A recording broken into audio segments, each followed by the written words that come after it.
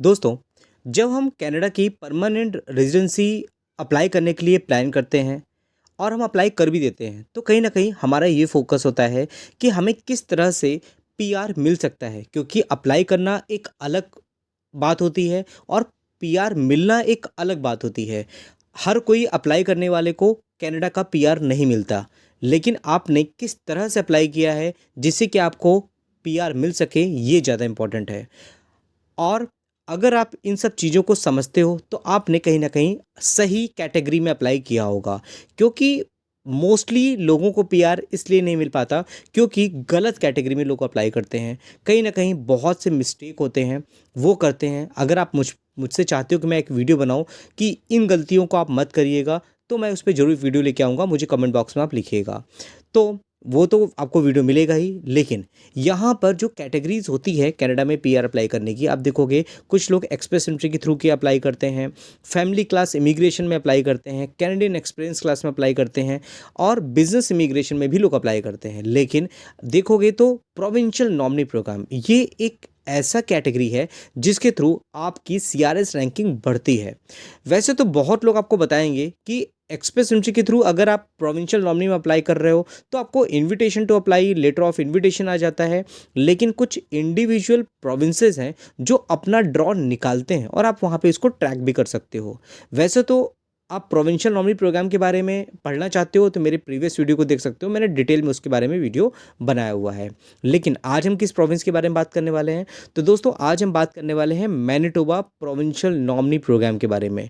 वैसे तो अगर आप देखोगे यहाँ पर डिफरेंट डिफरेंट प्रोविंसेस हैं जिसके अपने आपको नॉमिनेशन प्रोग्राम देखने को मिलते हैं। बहुत लोग मुझसे पूछे, मैंने तो हर जगह अप्लाई किया हुआ है, क्या आप इतने ढेर सारे जो कैटेगरीज़ हैं इसके बारे में जानते हो? अगर आपने इन सारी कैटेगरी में अप्लाई किया हुआ है तो कहीं ना कहीं आपने अच्छा ऑप्शन चूज़ करके रखा हुआ है, ज़रूर आपका पीआर आने वाले टाइम पे आ सकता है। लेकिन मैनिटोबा की जब हम बात करते हैं तो आप देखोगे यहाँ पर एक्सप्रेशन ऑफ इंटरेस्ट ड्रॉ निकलता रहता है टाइम टाइम पे। 18 सितंबर को इनका भी ड्रॉ निकला है। वैसे तो अगर आप फेडरल में बात करोगे एक्सप्रेस एंट्री के थ्रू तो 6 ड्रॉ हमें लगातार आते हुए दिख रहे हैं यहाँ पर, और कहीं ना कहीं सीआरएस रैंकिंग भी नीचे जाती हुई दिख रही है। वहीं पे मैनिटोबा की बात करते हैं, यहाँ पर लेटर ऑफ एडवाइस की बात करें, number of letter of advice लगभग यहाँ पर 911 इशू किए गए हैं, जिसमें से आप देखोगे जिन लोगों ने एक्सप्रेस एंट्री में अप्लाई किया है, the following number of letter of advice to apply were issue to candidate declaring receipt of an invitation to apply. अगर आपने एक्सप्रेस एंट्री अप्लाई किया हुआ है तो उसके थ्रू आपको यहाँ से मैनिटोबा के थ्रू यहाँ पर सिलेक्ट किया जा सकता है। अब यहाँ पर आईटी इशू कर दिए गए हैं, ऑब्वियस सी बात है, 600 पॉइंट ऐड हुआ आपका। सपोज आपके 400 पॉइंट बन रहे होंगे, 375 बन रहे होंगे और 600 पॉइंट आपको ऐड हो गए, तो कितने बन गए यहाँ पर? 6 7 8 9 975। लास्ट जो पीएनपी का ड्रॉ गया है वो कितने का गया है, मुझे कमेंट बॉक्स में जरूर बताइएगा। अब यहाँ पे देखिए अलग अलग तरीके से इन्होंने यहाँ पर अप्लीकेशन उठाई हुई है जिन लोगों ने मैनिटोबा अप्लाई किया था। एम्प्लॉयर सर्विसेज के थ्रू 18 हुए हैं, और फ्रेंकोफोन की बात करें कम्युनिटी के थ्रू 24 उठाया हुआ है, रीजनल कम्युनिटी की बात करें 18 है, और एथनो कल्चर कम्युनिटी की बात करें 4 है, जिसमें से 847 जो है आपको देखने मिलेगा temporary public policy of facilitate work permit for prospective provincial nominee program candidate. अब आप देखोगे, मैं सिंपल लैंग्वेज में बात करूं, जिन लोगों ने एक्सप्रेस एंट्री में अप्लाई किया हुआ है उसके थ्रू इन्होंने लगभग 341 लोगों को सिलेक्ट किया आउट ऑफ 911 में से। अब किनका वीज़ा नहीं आया? देखिए, जो लोग यहाँ पे अप्लाई करना चाह रहे हैं एक्सप्रेस एंट्री में, लेकिन कुछ डाइसी से हो जाते हैं। डाइसी किस तरह हो जाते हैं कि आपने एक्सप्रेस एंट्री में अप्लाई तो कर दिया, शुरू शुरू में आप तो बहुत मोटिवेट थे, आपने आइल्स का एग्ज़ाम दिया, और जब आपका आइल्स एक्सपायर हो गया, 2 साल हो गए, तो आपने आइल्स दिया ही नहीं, और जो नया आइल्स दिया उसको आपने अपडेट ही नहीं किया, तो उस कंडीशन में आपको इनविटेशन टू अप्लाई नहीं आएगा। देखिए, if your score is higher then that of the lowest ranking candidate but you have not received a letter of advice to apply, किस कंडीशन में आया? You have indicated that you have taken an approved third party language test to demonstrate your language ability to in English French, but have not provided a valid test number in your EOI। तो ये सब भी बताना जरूरी है ना। और if और your language test is no longer valid, अगर वैलिड नहीं रहेगा, अपडेट नहीं करोगे तो कैसे आ पाएगा आपका? सेकंड कंडीशन बात करें, you have indicated that you have receive an invitation to apply to the MPNP under a strategic recruitment initiative but did not provide a valid invitation number. ये भी एक प्रॉब्लम हो सकती है।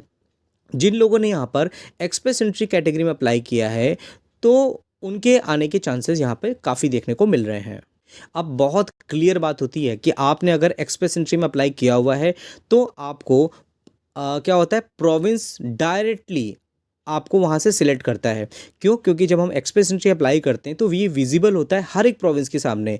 आपने ऑल सेलेक्ट कर रखा है, आप क्या करोगे कि ब्रिटिश कोलंबिया, मैनिटोबा, सस्कैचुअन, जितने भी प्रोविंशियल नॉमिनी जो कंट्रीज़ हैं वो क्या कर रही हैं, सॉरी कंट्री मैंने बोला स्टेट है, प्रोविंस जितने भी हैं वो लोग क्या करते हैं, एक्सप्रेस एंट्री जो आपने प्रोफाइल डाली हुई है वो विजिबल होती है उनके सामने।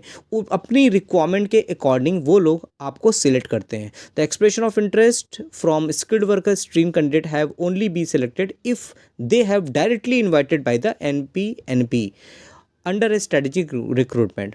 तो आपको कहीं ना कहीं एक्सप्रेस एंट्री में प्रोफाइल तो डाल के रखनी पड़ेगी, वहीं से आपको कोई भी प्रोविंस जो होगा वो सिलेक्ट कर सकता है। तो यहाँ पर सबसे इंपॉर्टेंट क्या है, if one of this scenario applies to you, you may wish to update your UI with the correct information in order to consider for the next draw from the EOI pool. आपको ध्यान रखना पड़ेगा, आपको अपना जो information है वो update करके रखना पड़ेगा। तो ये सब चीज़ें आपको जाननी इंपॉर्टेंट होती हैं। और प्रोविंस की बात करें तो बहुत प्रोविंसेस हैं जो डायरेक्टली एक्सप्रेस एंट्री से एप्लीकेशन उठाती हैं। आप डिपेंड करता है आप स्टेम बैकग्राउंड के हो, कैटेगरी बेस्ड ऑक्यूपेशन आपकी है या जनरल ऑक्यूपेशन है, वो आपको कम से कम एक्सप्रेस एंट्री में तो एप्लीकेशन डाल के रखना ही पड़ेगा। कंक्लूजन में दोस्तों यही होता है, मैं आपको हमेशा बोलता हूँ, अभी तक आपने मेरा वीडियो देखा है तो जितना हो सके इसको शेयर करिए वीडियो, जिससे और लोगों तक भी इंफॉर्मेशन पहुँचे। जो लोग अप्लाई तो करना चाहते हैं लेकिन कहीं ना कहीं थोड़ा डिमोटिवेट हो रहे हैं, नॉलेज की कमी है, इन्फॉर्मेशन लेना चाहते हैं, तो मुझे कॉन्टैक्ट कर सकते हैं नीचे दिए गए व्हाट्सएप नंबर पे। आप मुझे रिज्यूमे भेजिए, मैं असेसमेंट करूंगा। अगर आप क्वालिफाई कर रहे होगे तो कहीं ना कहीं आप मेरे थ्रू आगे बढ़ सकते हो। जो जरूर अप्लाई करिए, नीचे दिए गए कॉन्टैक्ट नंबर में मुझे कॉन्टैक्ट करिए। तो ठीक दोस्तों, फिर मिलते हैं नेक्स्ट वीडियो में, तब तक के लिए थैंक यू।